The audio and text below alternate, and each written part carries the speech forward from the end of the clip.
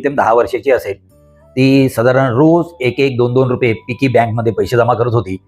दिवस तिच्याकडे 40 रुपये जमा होतात आणि 10 रुपये कमी पडतात आणि ती प्रत्येक वेळेला आईला सांगते, "मला 10 रुपये दे, मला 10 रुपये दे." आई म्हणते, "तुला कशासाठी पाहिजे, कशासाठी पाहिजे?" ती रागवते. तरी ती म्हणते, "नाही, मला 10 रुपये दे." असं तिला मग 1-1, 2-2 रुपये करून ती 10 रुपये अशी जमा करते आणि ज्यावेळेला तिच्याकडे 50 रुपये जमा होतात, तेव्हा ती आईला देते.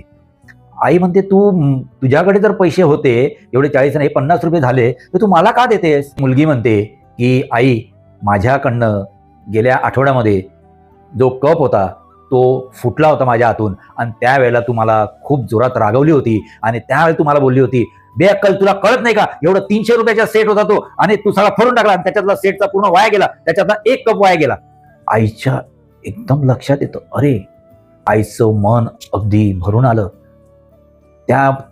ती त्यावेळेला रागवून गेली, पण त्या मुलीने ती गोष्ट लक्षात ठेवली होती, की आईचा जो सेट होता तो माझ्या हातून एक कप फुटला आणि तो सेट वाया गेलेला आहे. आणि एवढी ओशाळली. आईला म्हणजे सुचेनासं झालं होतं, की म्हणजे काय करू मी, काय या मुलीला काय बोलू? मग ती मुलीला जवळ घेते आणि तिला सांगते, "बेटा, मी तुला रागवली ना?"